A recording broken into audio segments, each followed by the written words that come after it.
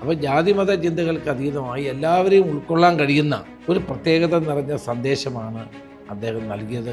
17 വർഷം നിസ്വാർത്ഥമായിട്ട് ചെലവിന് സ്വന്തം പേരിൽ ഒരു വൗച്ചർ പോലും എഴുതാതെ ആ പ്രസ്ഥാനത്തിൽ നിന്ന് ഗുരുവിൻ്റെ ആശയങ്ങളെ ഉൾക്കൊണ്ട്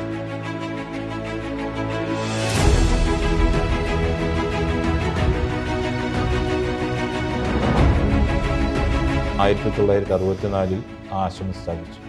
അങ്ങനെ തുടങ്ങിയ യാത്രയാണ് പിന്നീട് 99 വരെ. അന്നു മുതൽ തുടങ്ങിയ അന്നദാനം എന്ന് പറയുന്ന ഇന്നൊരു 10,000-10,000 ആളുകൾ ദിവസവും ആശ്രമത്തിൽ 3 നേരം ആഹാരം കഴിക്കുന്നു. നമ്മുടെ രാജ്യത്ത് തന്നെ മതപരമായ ഭിന്നതകളും തർക്കങ്ങളും ജാതിയുടെയും മതത്തിൻ്റെയും പേരിലുള്ള പരസ്പര വിശ്വാസമില്ലായ്മയും ഒക്കെ വളർന്നുകൊണ്ടിരിക്കുകയാണ്. ബ്രസീൽ പോലെയുള്ള ഇത്രയും ലോകത്തിലെ ഏറ്റവും വലിയ രാജ്യത്തെ ആറ്റമിക് എനർജി കമ്മീഷൻ്റെ ചെയർമാൻ എന്ന് പറയുന്നത് ഒരു മലയാളിയായിരുന്നു. പ്രിയപ്പെട്ടവരെ, ഇന്ന് നമ്മൾ സംസാരിക്കുന്നത് വ്യത്യസ്തമായ മേഖലയിൽ പ്രവർത്തിക്കുന്ന ഒരു മഹാത്മാവുമായിട്ടാണ്. ഗുരുരത്ന ജ്ഞാന തപസ്വി. സ്വന്തം ജീവിതം മനുഷ്യ സമൂഹത്തിന് വേണ്ടി ത്യജിച്ചിട്ടുള്ള, ബലിയർപ്പിച്ചിട്ടുള്ള ഒരു മഹാവ്യക്തിത്വത്തെയാണ് നമ്മളിന്ന് കാണുന്നത്. ഇന്ന് അദ്ദേഹവുമായി സംസാരിക്കണമെന്ന് ഞാൻ കരുതിയത് ജീവിതത്തിൻ്റെ വിവിധ തലങ്ങൾ നമുക്ക് മനസ്സിലാക്കാൻ വേണ്ടി കൂടിയാണ്. വ്യക്തിപരമായി അദ്ദേഹത്തെ കേരളീയ സമൂഹത്തിലെ ജനങ്ങളോട് പരിചയപ്പെടുത്തേണ്ട ആവശ്യമില്ല. എല്ലാവരും അറിയുന്ന ആളാണ് സ്വാമിജി. സ്വാമിജി ഇന്ന് എല്ലാ മേഖലകളിലും തൻ്റെ പ്രവർത്തനം വ്യാപിപ്പിച്ചിരിക്കുന്നു. മതസൗഹാർദ്ദത്തിൻ്റെ മഹത്തായ ഉദാഹരണമായി ചൂണ്ടിക്കാണിക്കാൻ കഴിയുന്ന ശാന്തിഗിരി ആശ്രമത്തിൻ്റെ അധിപതിയാണ് അദ്ദേഹം. കരുണാകര ഗുരു എന്ന മഹായോഗിയുടെ കാലടിപ്പാടുകളെ പിന്തുടർന്നുകൊണ്ട് ആ ആശയങ്ങൾ ശാശ്വതീകരിക്കാൻ വേണ്ടി നടത്തുന്ന പരിശ്രമങ്ങളാണ് അദ്ദേഹം ഇന്ന് സമൂഹത്തിൽ പ്രാവർത്തികമാക്കിക്കൊണ്ടിരിക്കുന്നത്. വ്യക്തിപരമായി വളരെ വർഷങ്ങളുടെ ബന്ധമെന്ന് എനിക്ക് അദ്ദേഹവുമായിട്ടുണ്ട്. നല്ല സൗഹൃദമുണ്ട്. അദ്ദേഹത്തിൻ്റെ പ്രവർത്തനങ്ങൾ അടുത്തു നിന്ന് പരിശോധിക്കുമ്പോൾ നമുക്ക് അത്ഭുതം തോന്നും. കാരണം കരുണാകര ഗുരു എന്ന മഹായോഗിയുടെ കാലടിപ്പാടുകളെ പിന്തുടർന്നുകൊണ്ട് ഈ മഹാപ്രസ്ഥാനം കെട്ടിപ്പടുക്കാൻ കഴിഞ്ഞിട്ടുള്ള ഒരു വ്യക്തിയാണ് സ്വാമിജി. ലോകത്തിൻ്റെ 40ഓളം രാജ്യങ്ങളിൽ സ്വാമിജി സഞ്ചരിച്ച് അവിടെയെല്ലാം ഈ ആശ്രമത്തിൻ്റെ ശാഖകൾ ഉണ്ടാക്കുകയോ ആശ്രമത്തിൽ ഗുരുദേവൻ്റെ അനുയായികളെ സൃഷ്ടിച്ചുകൊണ്ട് മുന്നോട്ട് പോകുന്ന ഒരു വലിയ പ്രവർത്തനത്തിന് നേതൃത്വം കൊടുക്കുകയാണ്. ഇന്ന് പാവപ്പെട്ട ആളുകൾക്ക് ആശ്രയിക്കാൻ കഴിയുന്ന ഒരു സ്ഥാപനമാണ് ഈ ആശ്രമം. ശാന്തിഗിരിയുടെ പേര് കേൾക്കാത്ത ആളുകളില്ല. ശാന്തിയും സമാധാനവും മനുഷ്യ സമൂഹത്തിന് നൽകാൻ വേണ്ടി ഭൂജാതനായ കരുണാകര ഗുരുവിൻ്റെ ആ മഹത്തായ സന്ദേശം ലോകം മുഴുവൻ എത്തിക്കാൻ വേണ്ടി സ്വാമിജി നടത്തുന്ന പ്രവർത്തനങ്ങളെ നമുക്കൊന്ന് പരിശോധിക്കാം. സ്വാമിജി നമസ്കാരം. നമസ്കാരം. അങ്ങേ രാഷ്ട്രീയത്തിൽ സാമൂഹ്യ ജീവിതത്തിലും പ്രവർത്തിക്കുന്ന ഞങ്ങളൊക്കെ അത്ഭുതത്തോടെയാണ് കാണുന്നത്. കാരണം അങ്ങയുടെ കഠിനാധ്വാനവും അങ്ങ് ലോകം മുഴുവൻ നടത്തുന്ന പ്രവർത്തനങ്ങളും ഈ മനുഷ്യ സമൂഹത്തിന് ലഭിക്കുന്ന ഒരു ശാന്തിയും സമാധാനവും വളരെ വലുതാണ്. അങ്ങയുടെ പ്രവർത്തനങ്ങൾ ജനങ്ങൾ അതുകൊണ്ട് തന്നെയാണ് ഇഷ്ടപ്പെടുന്നത്. കരുണാകര ഗുരു എന്ന മഹാവ്യക്തിത്വത്തിൻ്റെ ആശയങ്ങൾ ലോകം മുഴുവൻ പ്രചരിപ്പിക്കാൻ വേണ്ടി അങ്ങ് നടത്തുന്ന പരിശ്രമങ്ങൾ ഇന്ന് അതുകൊണ്ടാണ് ജനങ്ങൾ അംഗീകരിക്കുകയും ആദരിക്കുകയും ചെയ്യുന്നത്. അങ്ങ് എങ്ങനെയാണ് ഈ പ്രസ്ഥാനവുമായി ഇടപെടാനുള്ള സാഹചര്യം എങ്ങനെയാണ് എന്നൊന്ന് വ്യക്തമാക്കാം. ഞാൻ പഠിച്ചുകൊണ്ടിരിക്കുന്ന സമയത്താണ് ആശ്രമത്തിൽ ആദ്യമായിട്ട് പോകുന്നത്. ചേർത്തലയിലാണ് എൻ്റെ സ്വദേശം അറിയൽ. അവിടെ നിന്ന് എൻ്റെ ഫാദർ FICറ്റിലായിരുന്നു. അവിടെ ഉദ്യോഗമണ്ഡലമായിരുന്നു. അവിടെ ക്വാർട്ടേഴ്സിലാണ് താമസിച്ചത്. ഞാൻ പഠിച്ചതും വളർന്നതുമൊക്കെ അവിടെയാണ്. അവിടെ വെച്ചാണ് ആദ്യമായിട്ട് ഗുരുവിനെക്കുറിച്ച് കേൾക്കുന്നത്. എറണാകുളത്ത് അന്നൊരു ആശ്രമം ഉണ്ടായിരുന്നു, ഒരു ചെറിയ ആശ്രമം അവിടെ പാലാരിവട്ടത്ത്. അപ്പോൾ അവിടെ ഇങ്ങനെ ഒരു ഗുരു വരുന്നുണ്ട് എന്നറിഞ്ഞിട്ട് ഞങ്ങളൊരു കൗതുകം തോടുകൂടിയിട്ടാണ് അങ്ങനെയാണ് പോയത്. പക്ഷെ അവിടെ ചെന്ന സമയം അപ്പോൾ അതിനു മുമ്പ് തന്നെ എൻ്റെ ബ്രദർ ആശ്രമമായിട്ടൊക്കെ ബന്ധപ്പെട്ടിരുന്നു. അദ്ദേഹം ആശ്രമത്തിൽ സ്ഥിരതാമസമാക്കുന്നൊരു സാഹചര്യം ഉണ്ടായിരുന്നു ചെറുപ്പം. അന്ന് ഇവിടെ പോത്തങ്കോടും ഉണ്ടായിരുന്നു, അവിടെ ഉണ്ടായിരുന്നു, എറണാകുളത്തും ഉണ്ടായിരുന്നു. പോത്തങ്കോടും ഉണ്ടായിരുന്നു, എറണാകുളത്തും ഉണ്ടായിരുന്നു ആശ്രമം. അപ്പം യഥാർത്ഥത്തിൽ ഗുരുവിനെ കാണാനല്ല, ജ്യേഷ്ഠനെ കാണാനായിട്ടാണ് ഞാൻ ചെല്ലുന്നത്. അവിടെ വെച്ച് ഗുരുവിനെ കാണുകയുണ്ടായി. കണ്ട സമയത്ത് എനിക്കൊരു വലിയ പ്രത്യേകത തോന്നി. സാധാരണ നമ്മൾ ഈ സന്യാസിമാരെന്നൊക്കെ പറയുമ്പോൾ അല്ലെങ്കിൽ ഗുരുക്കന്മാരെന്നൊക്കെ പറയുമ്പോൾ വളരെ വേഷഭൂഷാദികളും താടിയും ജടയും സാറ് ഗുരുവിനെ വളരെ അടുത്തറിയാവുന്ന ആളാണ്. അപ്പോൾ അങ്ങനെയൊക്കെയുള്ളൊരു മാനറിസത്തിലാണ് പലപ്പോഴും ഗുരുക്കന്മാരെ നമ്മൾ കാണുന്നത്. നമ്മളിപ്പോൾ ഞാൻ ഗുരുവിനെ കാണുന്ന സമയത്ത് വളരെ സിമ്പിളായ വളരെ ലളിതമായ ജീവിതം നയിക്കുന്ന വളരെ എന്താ പറയുക ഒരു മുത്തച്ഛനെ പോലെയൊക്കെ നമുക്ക് കാണാൻ കഴിയുന്നൊരു വികാരമാണ് ആദ്യമായിട്ട് എന്നെ ആ സമയത്തുണ്ടായത്. അത് കഴിഞ്ഞതിന് ശേഷം തിരുവനന്തപുരത്ത് വന്നു. ആശ്രമത്തിലെ ഒരു അതിനിടയ്ക്ക് സ്വാമിജി ഒരു ഫാർമസ്യൂട്ടിക്കൽ കമ്പനിയിൽ കുറച്ചു കാലം പ്രവർത്തിച്ചു. അത് ഞാൻ പഠിച്ചു കഴിഞ്ഞിട്ടാണ്.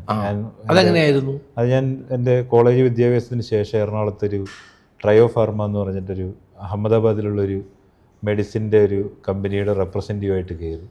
ആ സമയത്ത് തന്നെ എന്നിൽ ഈ പറയുന്ന ആശ്രമത്തോടുണ്ടായിരുന്നൊരു ആഭിമുഖ്യം ഉണ്ടായിരുന്നു. അങ്ങനെ ഇരുന്ന സമയത്താണ് തിരുവനന്തപുരത്ത് നിന്ന് ശാന്തിഗിരിയുടെ ഈ ആയുർവേദ സിദ്ധ മരുന്ന് നിർമ്മാണം ഒക്കെ ആരംഭിച്ചിട്ട് അതിൻ്റെ മരുന്ന് വിതരണമൊക്കെ കേരളത്തിൽ ഇങ്ങനെ വ്യാപിപ്പിക്കുന്ന സമയമാണ്. അപ്പം ഞാൻ ഈ ഫീൽഡിലുണ്ടായിരുന്ന ഒരാളായതുകൊണ്ട് ഞാൻ തിരുവനന്തപുരത്ത് ഒരു ആപ്ലിക്കേഷൻ അയക്കുകയും എന്നെ അവിടുന്ന് അതിൻ്റെ അധികാരികളായിട്ടുള്ള ആളുകൾ വിളിക്കുകയും അവിടെ പോയി ഇൻ്റർവ്യൂ ചെയ്യും. ഞാൻ ആദ്യമായിട്ട് തുടങ്ങുന്നത് ഈ മരുന്നിൻ്റെ ഈ വിതരണ മേഖലയിലാണ് ആശ്രമത്തിൽ ആരംഭിക്കുന്ന 1996. അത് കഴിഞ്ഞതിന് ശേഷമാണ് പിന്നീട് ഗുരുവിൻ്റെ കൂടെ ഒരു ഗുരു ശരീരത്തിലിരിക്കുന്ന സമയത്ത് ഒരു 3-4 വർഷം ആശ്രമത്തിൽ ജീവിക്കുവാനായിട്ട് സാധിച്ചു. ആ ഒരു സമയത്തുണ്ടായ ചില അനുഭവങ്ങളാണ് എന്നെ ഈ ആത്മീയ ജീവിതത്തിലേക്ക് കൊണ്ടുവന്നത്. അല്ല, ഗുരു ജീവിച്ചിരിക്കുമ്പോൾ അങ്ങക്ക് നൽകിയ ഉപദേശം എന്തായിരുന്നു? ഗുരു ഞാൻ കൂടുതലായിട്ടന്ന് എന്താ പറയുക, ഞാനൊരു പയ്യനാണല്ലോ, എനിക്കന്ന് 18 വയസ്സ് 19 വയസ്സൊക്കെ ഉണ്ടായിരുന്നു. പക്ഷേ ആ സമയത്തും യഥാർത്ഥത്തിൽ ഇന്നൊക്കെ നമ്മൾ മുന്നോട്ട് വെക്കുന്ന ചില ആശയമുണ്ടല്ലോ, ഇപ്പോൾ ജനങ്ങളുമായി സാധാരണക്കാരായിട്ടുള്ള ആളുകളുമായി. പിന്നെ നമുക്കറിയാം നമ്മൾ ആർഷഭാരതത്തിൻ്റെ സംസ്കാരത്തിൽ ജീവിക്കുന്നവരാണ്. ഈ ആർഷഭാരതം എന്ന് പറയുന്നത് സന്യാസിമാരുടെ സംസ്കാരമുള്ള സ്ഥലമാണ്. ഇപ്പോൾ ഹിമാലയത്തിലായാലും അല്ലെങ്കിൽ നമ്മുടെ ഏത് പ്രദേശങ്ങളിലായാലും ഇതുപോലെ സന്യാസ ആശ്രമങ്ങളും തപോവാടങ്ങളും ഒക്കെ ഉള്ളതാണ്. അപ്പോൾ ഗുരു എന്നോട് പറഞ്ഞിരുന്ന ഒരു കാര്യം എന്ന് പറയുന്നത്, എപ്പോഴും നമ്മൾ പ്രചരിപ്പിക്കേണ്ടുന്ന സന്ദേശമെന്ന് പറയുന്നത് ജാതി മത വർണ്ണവർഗങ്ങൾക്ക് അതീതമായി മനുഷ്യനെ മനുഷ്യനായി കാണുവാൻ സാധിക്കുന്നൊരു സംസ്കാരം ജീവിതത്തിലുടനീളം വളർത്തിയെടുക്കണം. അതായിരുന്നു യഥാർത്ഥത്തിൽ ആ ഒരു ഇൻസ്പിരേഷൻ അല്ലെങ്കിൽ ഒരു സ്പാർക്കായിട്ട് എൻ്റെ മനസ്സിൽ ആദ്യമായിട്ടുണ്ടായ ഒരു കാര്യം. അതിനെ മുൻനിർത്തിയാണ് പിന്നീട് നമ്മൾ കരുണാകര ഗുരുവിനെ പരിശോധിക്കുമ്പോൾ നമ്മൾ ഇന്ത്യയിൽ കാണുന്ന ഗുരുക്കന്മാരും സ്വാമിമാരും സന്യാസിമാരുമൊക്കെ വനാന്തരങ്ങളിലോ ഗുഹകളിലോ അല്ലെങ്കിൽ ആരും അറിയാത്ത കേന്ദ്രങ്ങളിലോ പോയി പ്രാർത്ഥിക്കുകയും അവിടെ ജീവിതം ചെലവഴിക്കുകയും ചെയ്യുന്നവരാണ്. എന്നാൽ കരുണാകര ഗുരു, നവജ്യോതി കരുണാകര ഗുരുവിനെ പറ്റി പരിശോധിക്കണം. അദ്ദേഹം ഒരിക്കലും അങ്ങനെ ഒരു കേവിലോ ഗുഹയിലോ വനത്തിലോ ഒന്നും ആയിരുന്നില്ല, ജനങ്ങളുടെ ഇടയിലായിരുന്നു. അതെ അതെ. അപ്പോൾ ജാതിമത ചിന്തകൾക്ക് അതീതമായി എല്ലാവരെയും ഉൾക്കൊള്ളാൻ കഴിയുന്ന ഒരു പ്രത്യേകത നിറഞ്ഞ സന്ദേശമാണ് അദ്ദേഹം നൽകിയത് എന്നുള്ളതല്ലേ അദ്ദേഹത്തിൻ്റെ ഏറ്റവും വലിയ പ്രധാനപ്പെട്ട കാര്യം. തീർച്ചയായിട്ടും അല്ലേ? അത് തന്നെ. അല്ലെ, ഭാരതീയ സംസ്കാരത്തിൻ്റെ അങ്ങ് പറഞ്ഞതുപോലെ നമ്മുടെ ഋഷിപുങ്കവന്മാർക്ക് വേറൊരു കാലഘട്ടത്തിലാണ് അവർ ജീവിച്ചത്. അന്ന് ജനങ്ങളുമായിട്ട് ബന്ധപ്പെടേണ്ട ആവശ്യം അവർക്കില്ല. പക്ഷെ ഇന്നതല്ല. ഇന്ന് ജനങ്ങളുടെ ദുഃഖങ്ങൾ, പ്രയാസങ്ങൾ, വേദനകൾ അവർക്ക് ചെന്ന് പറയാൻ കഴിയുന്നത് ആശ്രമങ്ങളിലോ ഗുരുക്കന്മാരുടെ അടുക്കലോ ആണ്. അല്ലേ? നിത്യജീവിതത്തിലെ പ്രയാസങ്ങളും ദുഃഖങ്ങളും വേദനകളും അവർക്ക് ചെന്ന് ഏൽപ്പിക്കാൻ കഴിയുന്നത് ദൈവസന്നിധിയിലാണെങ്കിൽ പോലും അതിലേക്ക് എത്തണം. ആ ദൈവത്തിലേക്ക് എത്തണമെങ്കിൽ അവിടെ സ്വാമിജി അല്ലെങ്കിൽ ഒരാശ്രമം എന്നിവ ഉണ്ടാകണമെന്നുള്ള ചിന്ത വർദ്ധിച്ചു വരുന്നത് കാരണം. അല്ലേ? തീർച്ചയായിട്ടും. അപ്പം അതുകൊണ്ടാണ് ഈ ശാന്തിഗിരിക്ക് ഇത്രയും വലിയൊരു പ്രാധാന്യം ഉള്ളത്. അല്ലേ? തീർച്ചയായിട്ടും. ഒരു ദിവസം തന്നെ എത്ര പേര് ഭക്ഷണം കഴിക്കുന്നവർ, അല്ലേ? അതിന് നൂറുകണക്കിന് ആളുകൾ, അല്ലേ? സൗജന്യമാണ്. തീർച്ചയായിട്ടും. നൂറുകണക്കിന് ആളുകൾ സൗജന്യമായി ഭക്ഷണം കഴിക്കുന്നു, ചികിത്സ നൽകുന്നു. ഒരുപക്ഷെ കേരളത്തിൽ ആദ്യത്തെ സിദ്ധ മെഡിക്കൽ കോളേജ് അത് അങ്ങയുടെ കാലത്ത് സ്ഥാപിച്ചാണ്. അങ്ങയുടെ കാലത്ത് 2001 നമ്മുടെ സെൽഫ് ഫിനാൻസിങ് കോളേജുകളൊക്കെ തുടങ്ങി വരുന്ന സമയത്ത് ആരംഭിച്ചതാണ്. അപ്പം അങ്ങനെ അത് സിദ്ധ മെഡിക്കൽ കോളേജ് ആരംഭിച്ചത് ഒരു വലിയ മാറ്റമായി. ഇപ്പം നൂറുകണക്കിന് ആളുകൾ, വിദ്യാർത്ഥികൾ പഠിച്ച് അവിടുന്ന് സിദ്ധ കോഴ്സുകൾ പഠിച്ച്, അല്ലേ? ആയുർവേദ പാലക്കാട് ആയുർവേദ കോളേജും തുടങ്ങി ഉണ്ടല്ലേ? ആയുർവേദ കോളേജ് തുടങ്ങി. അപ്പം കരുണാകര ഗുരുവിൻ്റെ ആ സന്ദേശമാണ്, അല്ലേ? കാരണം ജനങ്ങളിലേക്ക് ഇറങ്ങി ചെല്ലണം, അവൻ്റെ ദുഃഖങ്ങൾ മനസ്സിലാക്കണം, അവന് ശാന്തി നൽകണം, സമാധാനം നൽകണം. ഇതെല്ലാം ആ ഒരു കാഴ്ചപ്പാടോടുകൂടിയാണ് മുന്നോട്ട് പോയിട്ടുള്ളത്. പിന്നെ അമ്മ ഇതിന് നിർദ്ദേശങ്ങൾ നൽകുന്നുണ്ടോ? എങ്ങനെയാണ്? ഗുരുവിൻ്റെ കാലഘട്ടത്തിന് ശേഷമാണ് ഇപ്പോൾ അമ്മ എന്ന് പറഞ്ഞാൽ നമ്മുടെ ജനനി എന്ന് പറയും, സാറിന് അറിയാലോ. അപ്പോൾ ഗുരു ജീവിച്ചിരിക്കുന്ന സമയത്ത് കൂടുതൽ കാലം ചെലവഴിച്ചത് നേരത്തെ പറഞ്ഞതുപോലെ സമൂഹത്തിൻ്റെ ഉന്നമനത്തിന് വേണ്ടിയിട്ട് തന്നെയാണ്. ഗുരു ജനിച്ചത് ചേർത്തലയിലാണ്. 1927 സെപ്റ്റംബർ 1 ജനിച്ചു. അത് കഴിഞ്ഞതിന് ശേഷം ഒരു 11-12 വയസ്സായ സമയത്ത് വീട്ടിൽ നിന്നിറങ്ങുകയും ശിവഗിരിയുടെ ബ്രാഞ്ചായിട്ടുള്ള ആലുവയിലെ അദ്വൈതാശ്രമത്തിലെത്തുകയും അവിടെ ഏറ്റവും സാധാരണക്കാരിൽ ഒരു പയ്യനായിട്ട് അവിടെ ജീവിതം തുടങ്ങുക. അന്ന് ആശ്രമത്തിൻ്റെ മഠാധിപതിയായിരുന്ന ശങ്കരാനന്ദ സ്വാമികൾ അവിടെ ഉണ്ടായിരുന്നു, ശ്രീനാരായണ ഗുരുവിൻ്റെ പ്രധാനപ്പെട്ട ശിഷ്യന്മാരിലൊരാൾ. അപ്പോൾ അദ്ദേഹത്തിൻ്റെ സഹായിയായിട്ട് തുടങ്ങുകയും അത് കഴിഞ്ഞതിന് ശേഷം പിന്നീട് ശിവഗിരിയിലേക്ക് വരികയും അവിടെ ഏതാണ്ട് 17 വർഷം നിസ്വാർത്ഥമായിട്ട് ചെലവിന് സ്വന്തം പേരിൽ ഒരു വൗച്ചർ പോലും എഴുതാതെ ആ പ്രസ്ഥാനത്തിൽ നിന്ന് ഗുരുവിൻ്റെ ആശയങ്ങളെ ഉൾക്കൊണ്ട്, പക്ഷെ അവിടെ നിൽക്കുന്ന സമയത്ത് തന്നെ ഒരു ഗുരുവിനെ കാണാനായിട്ട് പോകുന്നു. അത് ഈ ഭീമാപ്പള്ളിക്കടുത്ത് ഒരു സൂഫി ഖുറേഷി ബക്കീർ എന്ന് പറയുന്ന ഒരു മുസ്ലിം സന്യാസിയാണ് ആദ്യമായിട്ട് കാണുകയും അദ്ദേഹത്തിൻ്റെ ശിഷ്യത്വം സ്വീകരിക്കുകയും അദ്ദേഹത്തിന് ഒരുപാട് അനുയായികളും അനുചരന്മാരും ഒക്കെ ഉണ്ടായിരുന്ന വലിയ ഒരു അത്ഭുതങ്ങളൊക്കെ പ്രവർത്തിക്കുന്ന ഒരു മഹത് വ്യക്തിയായിരുന്നു, സൂഫിയായിരുന്നു. അപ്പോൾ അദ്ദേഹത്തിൻ്റെ ആശയങ്ങളിൽ ആകർഷനാവുകയും അങ്ങനെ അദ്ദേഹത്തോടൊപ്പം ജീവിക്കുകയും ഈ ഭീമാപ്പള്ളിക്കടുത്തും ഈ പൂന്തറയിലും അതുപോലെ കടപ്പുറത്തും ഒക്കെ ആയിട്ട് അങ്ങനെ ജീവിതം തള്ളി നീക്കി. അത് കഴിഞ്ഞിട്ടാണ് ഏതാണ്ട് 1958 അതിനു മുമ്പായിട്ട് ശിവഗിരിയിലേക്ക് തന്നെ തിരിച്ചുപോയി. അവിടെ നിന്ന് ശിവഗിരിയിൽ നിന്ന് ഇറങ്ങിയിട്ട് ശിവഗിരിയുടെ അടുത്ത കുന്നിൽ ഒരു ഗംഗാധരൻ മുതലാളി എന്ന് പറയുന്ന ഒരാളുണ്ട്. നമ്മുടെ അദ്ദേഹത്തിൻ്റെ മകനായിരുന്നു അഡ്വക്കേറ്റ് പുഷ്പാങ്കദൻ, പാർട്ടിയുടെ നേതാവൊക്കെയാണ്, KPCC മെമ്പർ. അന്ന് പുഷ്പാങ്കദൻ വക്കീൽ. അദ്ദേഹത്തിൻ്റെ സഹായത്തോടുകൂടി അദ്ദേഹത്തിനൊരു സ്ഥലമുണ്ടായിരുന്നു. അപ്പോൾ ശിവഗിരിയിൽ നിന്ന് ഇറങ്ങുന്ന സമയത്ത് എങ്ങോട്ട് പോകണമെന്നറിയാതെ ഇരിക്കുമ്പോൾ അന്ന് നമ്മുടെ വർക്കല രാധാകൃഷ്ണ സാറ് അദ്ദേഹം ഒരു വലിയ അടുത്ത പരിചയക്കാരൻ, അദ്ദേഹത്തിൻ്റെ വക്കീൽ ഓഫീസിൽ പോയിട്ടാണ് ഇരിക്കുന്നത്. അപ്പോൾ ഈ ഗംഗാധരൻ മുതലാളി പറഞ്ഞു ശാന്തി, അന്ന് ശാന്തി എന്നാണ് അറിയപ്പെടുന്നത്, പൂജയൊക്കെ ചെയ്യുന്ന ശാന്തിക്കാരൻ, കരുണാകരൻ ശാന്തി എന്ന് അറിയപ്പെടുന്നത്. അപ്പോൾ ശാന്തി ഇങ്ങനെ ഒറ്റപ്പെട്ടൊന്നും ഇരിക്കേണ്ട, ആ കുന്നിൽ എനിക്ക് കുറച്ച് സ്ഥലമുണ്ട്, ശാന്തി അവിടെ പോയിരുന്നോളം പറഞ്ഞു. അങ്ങനെ പുഷ്പാങ്കദ വക്കീൽ പറഞ്ഞു. അങ്ങനെ ശാന്തി പോയിരുന്ന കുന്ന് ശാന്തിഗിരിയായി മാറി, വർക്കരയിൽ. അത് 1950 അത് ഇപ്പോഴും അവരുടെ ആ ഫാമിലിയുടെ അധീനതയിൽ അവരവിടെ ഒരു അമ്പലമൊക്കെ ഉണ്ടാക്കിയിട്ടെന്ന് പറയുന്നത് അവിടെ ഇത് ചെയ്യുന്നുണ്ട്. 1964 ഈ പുഷ്പാങ്കദ വക്കീലിന് പോത്തൻകോട് കുറച്ച് സ്ഥലം ഉണ്ടായിരുന്നു. അപ്പോൾ അവിടെ ഒരു 30 സെൻറ്റ് സ്ഥലം ദാനമായിട്ട് നൽകി.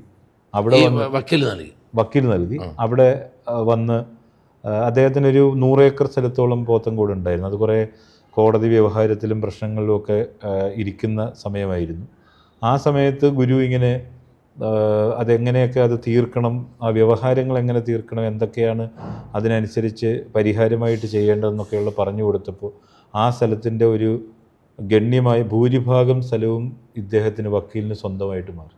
അപ്പോൾ അതിൻ്റെ ഒരു സ്നേഹത്തിൻ്റെ അല്ലെങ്കിൽ ഒരു കടപ്പാടിൻ്റെ നന്ദിയുടെ അടിസ്ഥാനത്തിൽ ആ സ്ഥലത്ത്, അത് അന്ന് പോത്തൻകോട് എന്ന് പറയുന്നത് യഥാർത്ഥത്തിൽ ഒരു വലിയൊരു കാട് പിടിച്ച എന്താ പറയുക, കുറുക്കൻ പോലും മനുഷ്യൻ പോലും പോകാൻ കഴിയാത്തൊരു സ്ഥലമായിരുന്നു. അങ്ങനെ പോത്തൻകോട് അവിടെ ഈ 30 സെൻറ്റ് സ്ഥലത്ത് ഒരു കുടിൽ കെട്ടിയുണ്ടാക്കി 1964 ആ ആശ്രമം സ്ഥാപിച്ചു. അങ്ങനെ തുടങ്ങിയ യാത്രയാണ് പിന്നീട് 99 വരെ ഈ പറയുന്ന പോലെ. ആ സമയത്ത് ആ പ്രദേശത്തുള്ള ഹിന്ദുക്കളായിട്ടുള്ള ആളുകൾ മാത്രമല്ല, നാനാജാതി മതസ്ഥരായിട്ടുള്ള ആളുകൾ എല്ലാവരും കൂടി അവിടെ വരികയും അവരുടെ വീടുകളിലെ ചക്കയും മാങ്ങയും കപ്പയും അതും ഇതൊക്കെ കൊണ്ടുവന്ന് എല്ലാവരും കൂടി പാചകം ചെയ്ത് എല്ലാവരും കൂടി കഴിച്ച്, അങ്ങനെയാണ് യഥാർത്ഥത്തിൽ ആശ്രമത്തിൽ അന്നദാനം തുടങ്ങുന്നത്. അന്നു മുതൽ തുടങ്ങിയ അന്നദാനം എന്ന് പറയുന്നത് ഇന്നൊരു 10-10,000 ആളുകൾ ദിവസവും ആശ്രമത്തിൽ 3 നേരം ആഹാരം കഴിക്കുന്നു. ആശ്രമത്തിൻ്റെ ലോകമാസകലമുള്ള ബ്രാഞ്ചുകളിലുമെല്ലാം ആരേത് സമയത്ത് ചെന്നാലും ഭക്ഷണം കൊടുക്കുന്ന ഒരു സ്ഥിതിയിലേക്ക് മാറിയിരിക്കുന്നു. അപ്പോൾ കരുണാകര ഗുരു മുന്നോട്ട് വെച്ച ആശയം അതാണ് ഇന്ന് ലോകം മുഴുവൻ അങ്ങും അങ്ങയോടൊപ്പം ഉള്ള അനുയായികളും പ്രചരിപ്പിച്ചുകൊണ്ടിരിക്കുന്നത്. അതെ, തീർച്ചയായിട്ടും. അപ്പോൾ ഈ കാലുഷ്യം, ഇപ്പം നമുക്കറിയാം നമ്മുടെ രാജ്യത്ത് തന്നെ മതപരമായ ഭിന്നതകളും തർക്കങ്ങളും ജാതിയുടെയും മതത്തിൻ്റെയും പേരിലുള്ള പരസ്പര വിശ്വാസമില്ലായ്മയും ഒക്കെ വളർന്നുകൊണ്ടിരിക്കുകയാണ്. അപ്പോൾ അവിടെയാണ് ശ്രീനാരായണ ഗുരുദേവൻ പറഞ്ഞ പോലെ ഒരു ജാതി ഒരു മതം ഒരു ദൈവം മനുഷ്യന് എന്നുള്ള സന്ദേശം വലിയ പ്രാധാന്യമുള്ളത് തന്നെ. അതുപോലെ തന്നെയാണ് കരുണാകര ഗുരുവും മുന്നോട്ട് വെച്ച ആശയം. ആ ആശയത്തിന് ഉള്ള സ്വീകാര്യത ഇന്ന് എല്ലാ രാജ്യങ്ങളും, അങ്ങ് 40-40ഓളം രാജ്യങ്ങളിൽ പോയി അതൊന്ന് വിശദീകരിക്കാം. നമ്മളുടെ രാജ്യം നമുക്കറിയാം ഒരു പ്രത്യേകമായ മതവിഭാഗത്തിന് വേണ്ടി മാത്രമുള്ളൊരു സ്ഥലമല്ല. ഈ രാജ്യത്ത് ജീവിക്കുന്ന എല്ലാ മനുഷ്യർക്കും നമ്മുടെ ഭരണഘടനയിൽ തന്നെ എഴുതി വച്ചിരിക്കുന്ന കാര്യമെന്ന് പറയുന്നത് നമ്മുടെ രാജ്യം ഒരു സെക്കുലർ രാജ്യമാണ്. ഇവിടെ എല്ലാ ജനങ്ങൾക്കും ഒരുപോലെ ജീവിക്കാൻ അവരുടേതായിട്ടുള്ള അവകാശമുണ്ട്. ഇപ്പം ന്യൂനപക്ഷങ്ങളായാലും ഭൂരിപക്ഷമായാലും പരസ്പരം ഒരുമിച്ച് ചേർന്ന് പോകുന്നൊരു സംസ്കാരമാണ് ഇത്രയും കാലങ്ങളായിട്ട്. ഇപ്പോൾ സ്വാതന്ത്ര്യത്തിന് മുമ്പാണെങ്കിലും സ്വാതന്ത്ര്യാനന്തര ശേഷം വിഭജനത്തിൻ്റെ കാലഘട്ടങ്ങളിലാണെങ്കിലും വിഭജനം നടത്തുന്ന സമയത്ത് ഇന്ത്യ പാകിസ്ഥാനായിട്ട് വെട്ടിമുറിക്കപ്പെടുന്ന സമയത്തും ഈ രാജ്യത്തെന്ന് പറയുന്ന മുസ്ലിമുകളായിട്ടുള്ള ആളുകളുണ്ട്. ബ്രിട്ടീഷുകാർ ഇന്ത്യയെ ഇത്ര വർഷമെന്ന് പറയുന്നത് 350 വർഷത്തോളം നമ്മുടെ രാജ്യത്തെ ഭരിച്ചുവെങ്കിൽ ക്രിസ്ത്യാനികളായിട്ടുള്ള ആളുകൾ പിന്നീട് ക്രിസ്തുവിൻ്റെ അനുയായികളായിട്ടുള്ള ആളുകളായിട്ട് മാറിയിട്ടുണ്ട്. പല പദത്തിലുള്ള ആളുകളുണ്ട്. ഒരു പൂന്തോട്ടത്തിൽ പല പൂക്കളും പല കായ്കളും കനികളുമൊക്കെ നിൽക്കുന്നത് പോലെ തന്നെ നമ്മുടെ രാജ്യത്ത് എല്ലാ മതവിഭാഗങ്ങളിലുമുള്ള ആളുകൾക്ക് ജീവിക്കുവാനുള്ള ഭരണഘടനാപരമായിട്ടുള്ള സ്വാതന്ത്ര്യമുണ്ട്, അധികാരമുണ്ട്. അതിനെ ആർക്കും നിഷേധിക്കുവാൻ സാധിക്കില്ല. പക്ഷേ നമുക്കറിയാമല്ലോ, ലോകത്ത് ഇന്ത്യയിലാണ് ചരിത്രാതീത കാലം മുതലെടുത്താൽ എല്ലാ മതങ്ങൾക്കും ഇവിടെ വളരാനും വികസിക്കാനുള്ള അവസരമുണ്ട്. തീർച്ചയായിട്ടും ഇവിടെ മുസ്ലിം രാജാക്കന്മാർ വന്നപ്പം അവർക്ക് ഇന്ത്യയിൽ ഭരിച്ചുകൊണ്ടിരിക്കുന്ന ആളുകൾ അതിനെ സ്വാഗതം ചെയ്യുകയാണ് ചെയ്തത്, അല്ലേ? അവരുടെ മതത്തെയും അവരുടെ സംസ്കാരത്തെയും ഒക്കെ കൈനീട്ടി സ്വീകരിച്ചു.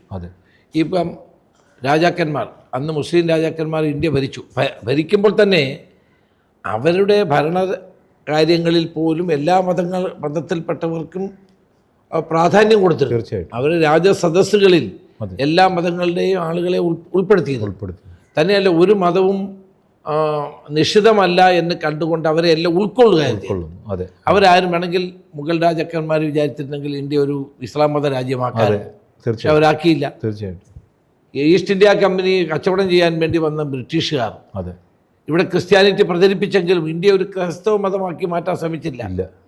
അപ്പം ചരിത്രാതീത കാലം മുതൽ തന്നെ ഭാരതം, അങ്ങ് സൂചിപ്പിച്ച പോലെ ഭാരതം ഒരു മതേതര രാജ്യമാണ്. തീർച്ചയായിട്ടും അത് നമ്മുടെ ഭരണഘടനയിലും ഉള്ളൊരു കാര്യമാണ്. തീർച്ചയായിട്ടും ഏത് മതവും പ്രചരിപ്പിക്കാനും വിശ്വസിക്കാനുമുള്ള അധികാരം നമുക്ക് നമ്മുടെ ഭരണഘടന നൽകുന്നുണ്ട്.